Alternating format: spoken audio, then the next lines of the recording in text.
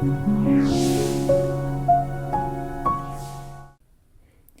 everyone, welcome to today's webinar. We are going to go over quoting jobs in SignTracker. You are probably here because you're looking for a system to help you quote consistently. There's, and it's a great problem to have. Maybe you're getting a lot of opportunities to quote jobs and it's hard to keep up with it all. It's hard to keep your pricing consistent if you don't have a system, and you're looking for a simple way to quote jobs and to have other people that work on your team to help you with quoting jobs. So you're in the right place. If you are able to attend the job flow webinar, you'll see that a lot of what you do in SignTracker is under this jobs tab. And so you would just go new job, and you're going to do all your quoting inside of the job. Now we'll talk about the setup over here in the quoting and the settings, but let's talk about where you actually do the quoting in SignTracker. So if you're in a new job and the customer calls in and you've set the job up, you'll have this screen, and if you watch the recorded webinar on how to set up jobs and job flow and all that, you'll see that you can go ahead and set the customer up here. If it's a brand new customer, you don't have to go to the contact section and set them up first, and then you can capture their address. In some cases, you might deal with several people. Let's say, for example, if you work for a school district or a general contractor and there's several people that you work with at that company, you can have many different individuals at one organization that order signs from you. So you'd select who you're going to work with. And that, if you go to that customer screen, for the company, you'll see a history of all the jobs you've ever done, and then you can select any of the people that work there, and it'll kind of organize them by the quotes you did for just that person. But anyway, it's important when you're setting up the job to make sure that you tag a project manager and a sales rep. If your company is really small and it's just you and one other person, as long as an owner you mark yourself as the sales rep, because once you sell a contract to a customer, you're going to get an email that says it was approved. So anyway, let's go back to our overview. And if a customer calls in, you've captured all the initial information, tasks, notes, attachments. You can watch the video, what all those mean and how they organize, how they help you stay organized with your job. But really, you can just come straight to the contracts tab. This is where you're going to produce the quotes for the customer. The quote worksheets, think of this as a filing cabinet. So basically, if you can have multiple worksheets on a single contract. So let's say, for example, you're quoting banners and some vehicle graphics and maybe some vinyl graphics on the front door of their window or whatever, monument panel. You can have all of that on one contract that's submitted to the customer. So basically, the customer calls in, you hit the contracts tab, you go new contract, and then it's going to create this worksheet. And now we're going to start adding line items to the worksheet. So what is a line item? A line item is basically a template that you build for all the different products that you sell.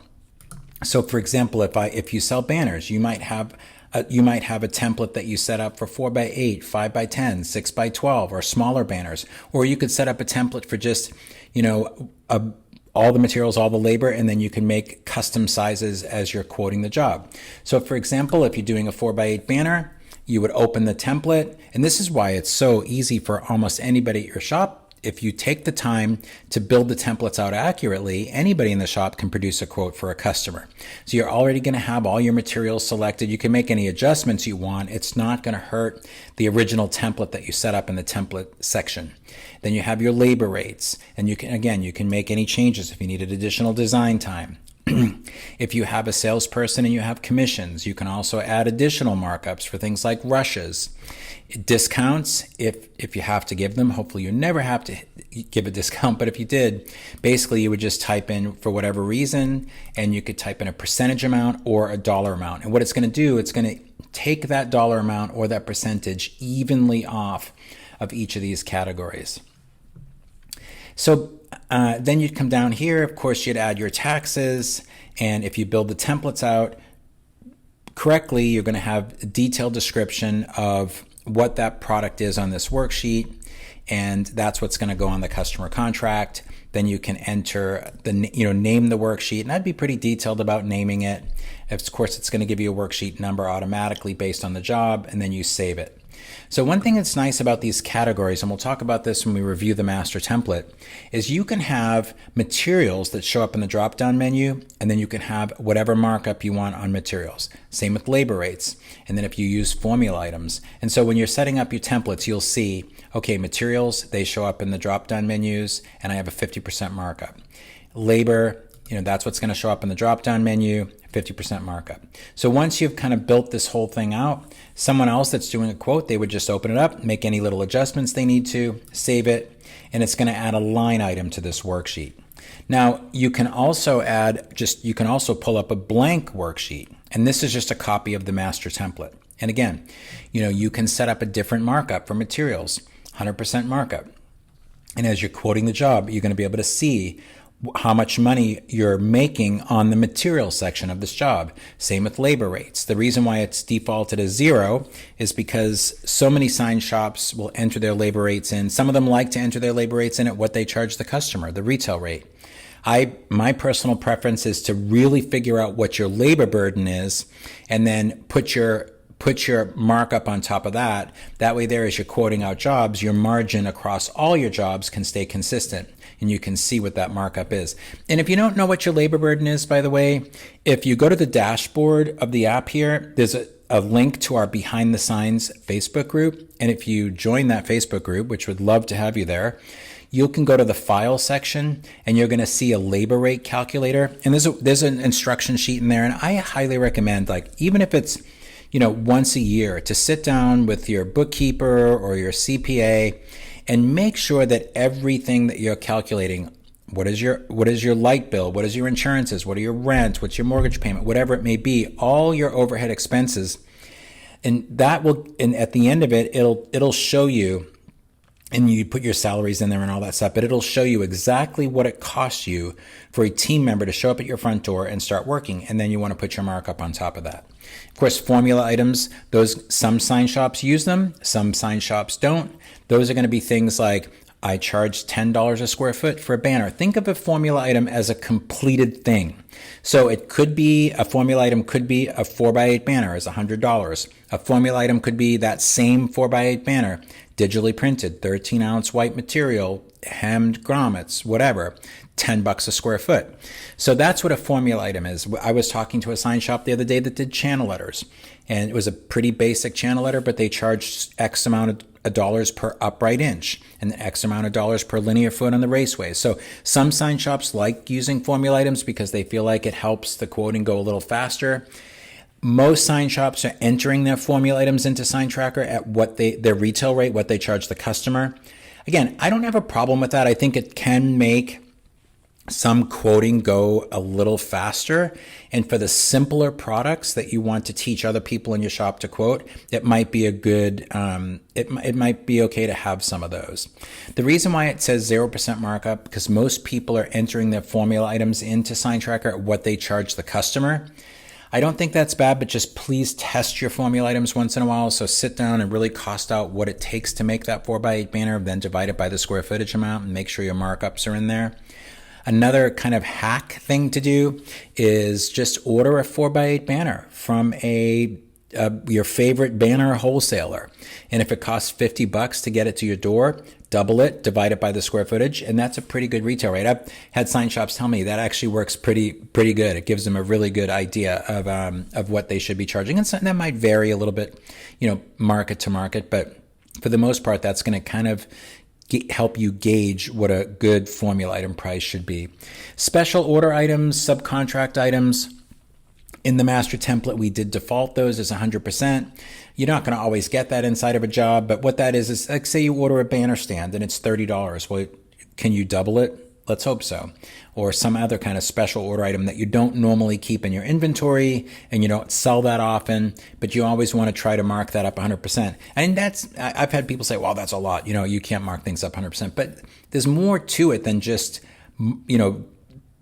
doubling the price. I mean, you're having to take the time to research that proper product. You're having to order it. You have to handle it. You have to make sure it gets to the customer. So there's a lot that goes into that, markup. And subcontract items, the same thing. If you're hiring someone to install a banner a couple stories up. They have a crane that your bucket truck doesn't reach it, or your ladders don't reach it, or you hire an auger that's going to go dig a few holes for you. So we would always try to, at our shop, mark that up 100% as well. And again, if you default at 100%, that's fine. If you have to come down a little bit inside the job, it's fine. At least you're seeing what your markup is on that component of the job, and you can always play with that a little bit. Again, this is just a copy of the master template. So as you're building out your different product templates, if you do have a salesperson, you can pre-enter these in. Extras, these are going to be things that'll be line itemed down the bottom of the contract. I think these are super helpful. Like at our shop, we would line item things like permits, permit acquisition, survey, because we did a lot of electric sign work. So if your shop is more, hey, we do a lot of yard signs, we do a lot of vehicle graphics, maybe you don't deal with things like permits or surveys or that sort of thing. That's okay. You don't have to put anything here. So, but the good thing about line iteming those sorts of things down the bottom of the contract here, and it'll show up on the contract, and it'll actually say permit and all that when you actually do the real contract that the client sees. At least if the sign was $1,000, but then these extras added up to an extra $500, that's not, you're not just giving one number like, hey, here's $1,500 to get it done. At this, you can say, hey, look, the sign's $1,000, but these are the items that the city requires. Now, the reason why this says apply materials, apply taxes to materials and labor, and with these extras is because we kind of built this in assuming that people were going to use this primarily for permits and those sorts of things. It just varies from state to state. Some states say, yeah, you charge full tax, material and labor on pulling permits. Some states it's like only on the permit, not on the labor, blah, blah, blah, or whatever. You don't have to charge tax at all. So that's what that's for. Taxes. Again, if you're building out templates, you probably always want to try to default to whatever your local tax is. And then if you're doing a job and you open up the template inside the job and it's for a church or a nonprofit or a government entity or whatever, you can always just delete it. It's better to have to delete it than to forget it. Now, with taxes, if you're syncing with QuickBooks, whether it's desktop, we sync with desktop version and online version. I'm a big fan of the online version, and the integration's a little easier, but it does work just fine with the desktop version as well. All your taxes are going to come over from QuickBooks. And I would say too, even if you're just starting with SignTracker in a trial, go ahead and sync with QuickBooks right away. It's not going to hurt anything in QuickBooks, and then at least that way there are all your contacts and your sales categories and your tax categories are going to come over from QuickBooks, and that'll help speed up the whole process of getting started with SignTracker. And then if this was just a custom quote, doing something on the fly or something detailed, of course, and down here you'd type, whatever you wanted to type, description for the contract, you'd name it, whatever you want to name it. Notes and details, the customer doesn't see this. So if there was, things that you want to remember about this quote worksheet, if you had to come back to it, say in, a couple months from now, or some notes on some special parts or whatever, you want to put that here. The customer doesn't see it. And so, if you'll have it as a reference if you ever have to come back to this quote. But I'm going to cancel out of that. So the last way that you can add line items to your worksheet is you can clone them. So we built this cloning tool in. So you can open this up. I can clone from this job. So say that one that we just quoted a few minutes ago. It was a 4x8 banner, and the customer said, I want 2 banners, but the second one's going to be a 3x6. So you just clone it, and what it does is it makes a copy of it, and then you just get in and you just change. You change the measurements, 3x6, and you might come down the bottom here, and you might want to change your description. Same thing. We'll say 3x6, and then lastly we'll change it here in the title, 3x6, and get rid of the word duplicate, save it, and so now it just adds another line item to the worksheet without having to start from scratch. So that's a really great tool. And you can also clone clone quotes from other jobs. So this is really cool in my opinion. So say if you were doing a monument sign, or you were doing some kind of a box truck wrap, or whatever it might be, and you said, hey, I just did a monument sign like this on a job 2 weeks ago. So rather than starting from scratch, you can come in here, and this is why it's important to name your quote worksheets, but you can just search monuments and, oh, well, look, here's a monument sign that I did, a couple of months ago, right? So I can pull it and make any changes I want. So we'll find one. Let's find one that's not. We'll clone this one. I mean, obviously, whatever, it'll be a real quote. So you'll pull it up, and then here you can make any changes you want to it, any adjustments. What does the sign read? You can change, add the taxes correctly. You can change the description. You can change the title, make more notes, save it, and then it's going to add another line item from that other job. So which is really cool. That's a huge time saver, especially if you do a lot of custom kind of quoting. Anyway, once you get these line items, all in here, and in SignTracker, you can have, here we go, we're going to have 3 separate products on one contract that you send to the customer. But you can do it, if you, it's very flexible. So if you, let's say in the same job, this job number 1280, the customer said, well, hey, I want a monument sign quote, but I want it to be separate from the banner. So you can actually send 2 separate contracts out of the same job. If you want to keep especially if it's the same job site or whatever, you want to keep it on one job number. So let's go ahead and save this. Now we've created a quote that can be sent off to the customer. For right now, you just click this. You can download it as a PDF, attach it to an email with the drawings if you want to, or you can create a customer link. You just click it and you will open up your email and you type in an email, hey Joe, here's the link to your quote. And I would just click that.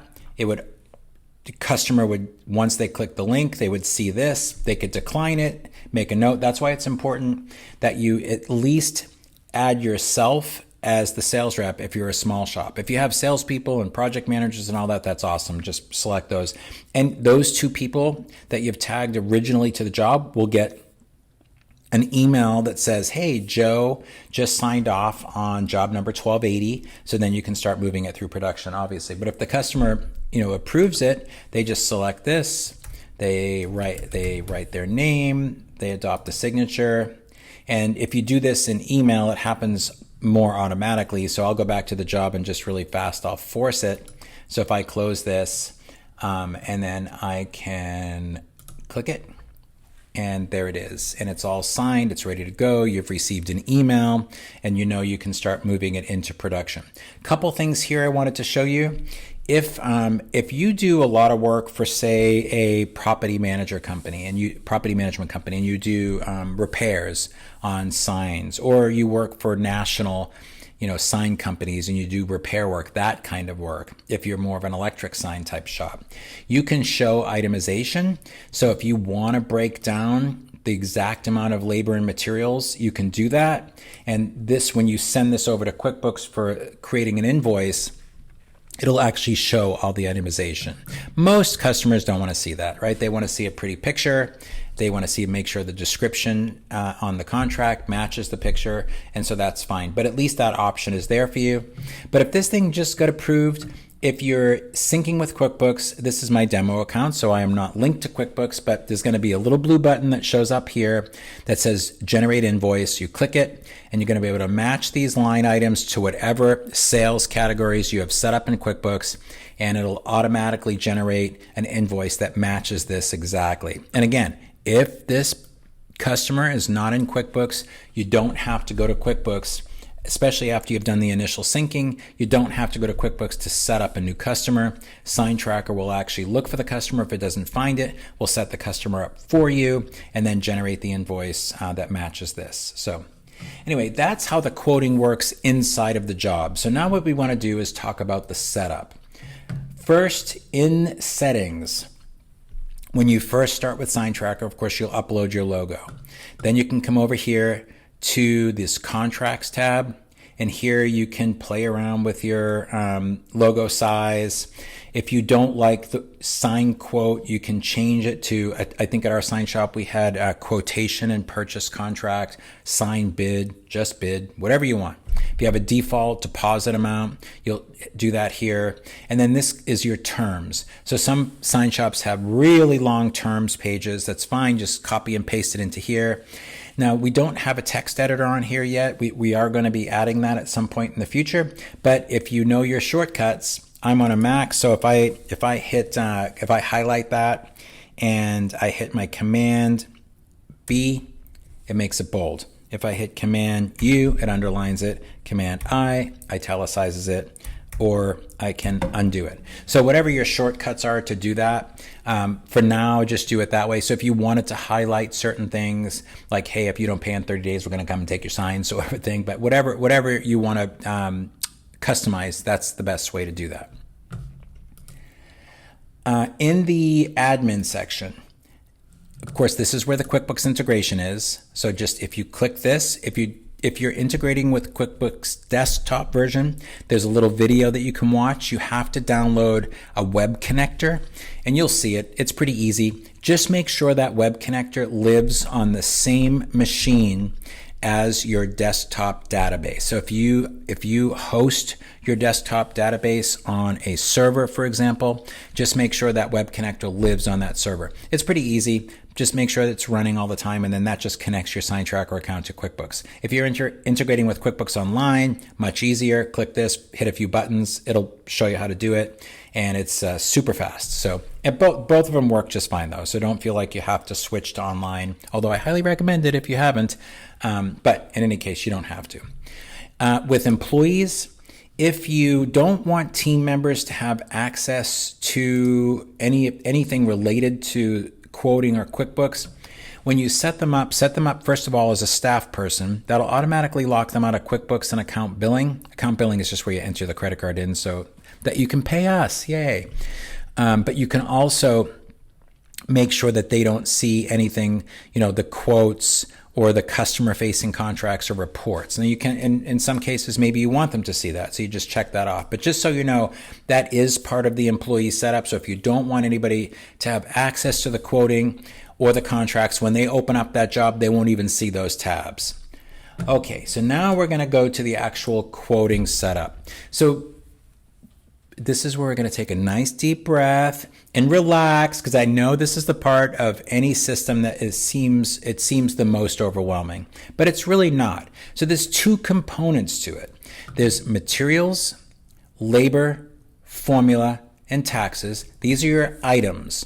And the items simply feed into the worksheets, which are made up of item categories. Just like I showed you inside the job, you have material category, labor category, formula category, and then of course we added the special ones that we made. So let's talk about materials first, because they all do differ a tiny bit. Materials are the ones, and don't feel like I have 10,000 items that are on a spreadsheet. I have to upload all of them before I can get started. You don't have to do that. If you want to import a spreadsheet, we do have a little spreadsheet tool, and it basically, as long as your CSV file, which is an Excel file, just saving Excel in a different format, CSV, as long as it matches these 4 columns, name, unit price, unit category, you can select it, choose file, and then save it, and it'll upload your sheet. Now, if you want to just open the sheet, you can also, this acts like any Excel sheet, so you could just copy and paste the cells and then just highlight this, press paste, boop, it'll also work that way too, and then you just save it. If there are some items in here, I'm not going to lie, they're a little older. It's definitely something that we're going to be updating, but in the meantime, we mostly put them in here for an example. If you don't want to see ours, you can just hide them. So I think I have them hidden right now because I've uploaded the same spreadsheet so many times just to show people how it works. But you can hide the pre-populated ones if you want to. But the most important thing to understand about materials, first, how do you buy it and how do you sell it to the customer? And this should always be your cost. So if you buy a 4x8 sheet of Alumilite or Max Metal or just aluminum or acrylic, whatever, and that costs you $100. You'd have to divide that by the 4x8, and that would be your square footage price. And you want to make sure the square footage price is what you charge the customer. That's if you sell your substrates on a square footage price. You might sell your substrates as an each price, and you have a minimum of a quarter sheet on anything you do. That's fine too. So you would put the $100 here, you would select each in the drop-down menu, wherever it is in here, and then you would just, inside the job, when you were quoting, you would say, okay, let's say this $100, I have a, a minimum of 0.25, and then you can always go up from there, right? 0.50, 0.75, 1.25, whatever. And so you could do it that way too. Either way, if you sell it by some kind of square footage or square inch or however you want to do it, but you just need to do a little math at first to make sure that, it's at the unit that you sell it, and at the unit, your cost. And then you can put your markups inside the job so that you can keep your margins consistent across all the jobs. Now, there is a little markup tool in here, so don't get confused about this. This isn't your job margin markup. This is more for waste. So if you I say anything that you route, right? So if you have a router or anything that you cut, if you can nest things as tight as you possibly can, but you're still going to have drops, some kind of drops. So you want to have at least like a 10%, I would say 10% minimum of a markup to cover waste. You could just have a handling fee. Maybe it's, a 1% handling fee. You have to load shelves up or whatever. Also, some sign shops do, let's say you have a really high-end vinyl and you say, well, hey, I mark that up 25% before it even goes into a job where it's marked up for the project, for the project's profit margin. So that's up to you, but that's what this is for, but it's especially to cover some waste. So, all right, now we talk about labor rates. Pretty straightforward. There's about 20 of them in here. Delete them if you don't use them. Edit the ones you do. I see a lot of sign shops enter machine rates in here as well. So you can set up a category for machine rates and the shop labor rate. So if you do have, let's say you have, $20 or $30 an hour to run a router on top of the rate for the person, because you do have wear and tear on machines and all that. So you could have machine rates, and it just depends on how detailed you want to get on your quote worksheets when you're building them out. But I'd say for big, any kind of real custom stuff, you're going to want to make sure that you have different types of labor rates for, especially for design. I think a lot of sign shops leave a lot of money on the table when it comes to design. I know I sure did my first years in the sign industry. We didn't really charge for design, which was terrible. I probably could have retired. But anyway, it is what it is. You learn your lessons. But have all your different labor rates in here. And, again, if you're on the dashboard, you'll see the link to behind the signs. Go to the file section. There's a labor rate calculator to help you determine that you're actually making the money that you need to make to keep the doors open per employee. And then also there's that survey that we did a few years back, and it has a range of rates. I probably need to redo that thing, but at least it's a starting point. You can see, and basically we took a national average. So whether it was like 90 to 120 an hour for a shop rate. Anyway, check that sheet out. I hope it helps you. Formula items. Again, these are completed things. So a formula item can be a banner, 4x8 banner, single-sided, grommets, hemmed, ready to go out the door, $100. That's a formula item. It's a completed thing. That same banner divided by a square footage amount. It could be $10 a square foot. That's a formula item. Most sign shops aren't entering their formula items in at what they charge the customer. So again, if you like I said earlier, order a banner from a wholesaler once in a while to test your pricing. Just take the time to calculate using a worksheet template, exact materials, exact labor, what it costs to build a banner, and then divide it by the square footage. But just make sure once in a while you test your formula prices. Don't just, I've talked to folks, I've been using the same formula pricing for 10 years. Well, okay, you probably need to review those, that's for sure.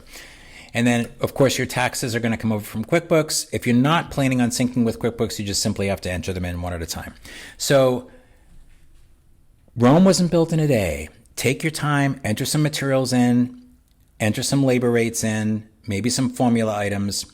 And then when you're inside of a job and you have to do a quote on a banner, instead of trying to just quote something from scratch inside the job, come to the setup section, enter a few materials in, some labor rates, go to quote worksheets, and build a banner template. Save it, go back to the job, quote that banner, but then you have it forever. By the way, if you update quoting items, it will update your quoting templates. Now, if you've used a template inside the job, of course, that freezes it in time. So it's not going to update that template. So if you opened up a job that's been sitting in your, on your job flow board in the opportunity column for 2 months, and the customer calls and says, hey, I know my quote's outdated. Can I have a new one?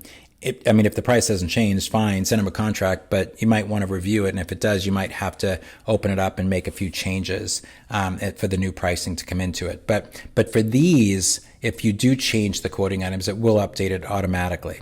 All right, so let's talk about this. First, you have your master template, like I showed you inside the job. And this is, if you're pressing that line item, that blue button inside the job, it just makes a copy of this. It's a blank one. And so from here, this is where you want to, set up your different categories. So here we have materials. Well, the default is 100%, and that's what you want to show up in here. And what's really cool is you can have a completely separate markup on labor rates. So after you've calculated what your labor burden is, and you decide, hey, we have a 45% or a 55% markup on labor, then you'll change that and put that here. And your labor rates are what show up in the drop-down menus. Formula items, same thing. So you're going to have that here. Your formula items are going to show up here. Special order items, those are, like I said, things like a banner stand or whatever, a subcontractor if you're hiring someone to do a job for you. But on the master template, really about the only thing that you want to do is really make sure that the material, labor, and formula items have the correct markups that you want. If you want special order items and subcontract to show up on every contract, on every quote worksheet, I like them because you never know. Just leave these here. And again, inside the job, you can always come up and down with these if you needed to. But after these categories are tweaked exactly the way you want them, you save it, and then that saves your master template. And it's, for the most part, you probably don't really have to come back to the master template that much, because once you start building out these templates, basically you just go new template, it makes a copy of the master template, you start adding all your materials, you add your labor rates. If you're not going to use formulas for this particular one, you can delete it, it won't hurt anything. If this is just a banner like, hey, we just build these banners and people come and pick them up, or at their yard signs, we don't deliver them, they pick them up, we don't install them or anything, that's fine, you can get rid of this stuff. You don't necessarily have to have it on every worksheet template if you don't want it. If you have a salesperson, you'd put the sales commission in here. Discounts, again, hopefully you never have to use that button. Extras, those are going to be line item down the bottom of the contract. So especially if you do electric signs, you might want to, say if you were building this template out for channel letters, you might want to put your permit acquisition, survey, engineering, whatever. Those different items, and then of course make sure you select if they're taxed. I would recommend always putting your base tax rate in here. I know some states are a little different. I know California, for example, it's pretty strict about which county. So maybe for you folks in states that require that kind of, it has to be exact to the county where the sign's being installed, then you might want to just leave the taxes blank, and then you'll select it per job. But once you've gotten down here, you can add it to whatever category you want it to be on, and then you name it. Of course, you'd have your description of what this product is, you save it, and then it'll basically add a template, and it'll be under the category that you select. And then if you build one, say I've seen sign shops build these out like 2x2, 2x4, 4x4, 4x8, 5x10, all the way down. It certainly makes it easier for other people to quote in the shop if you build out the different size, especially your standard sizes. Same with yard signs or whatever. You can even have, this particular customer is a customer that it's a SignTracker customer. They've been with us for a long time. They're a beer distributor, and they have a sign shop it's an internal sign shop, so they don't really deal with the public. But each of the different beer brands has maybe 10 different signs, and so they would still have to do quotes, even though it was all owned by the same distributor, because the signs went to that particular brand's marketing budget. So if you have like say a real estate company, for example, and you do 4x8 and 5x10 site signs all over the different commercial properties in town, and you've negotiated set pricing with them on whatever their signs are, then you could do that, and then that way you could have very specific to their product.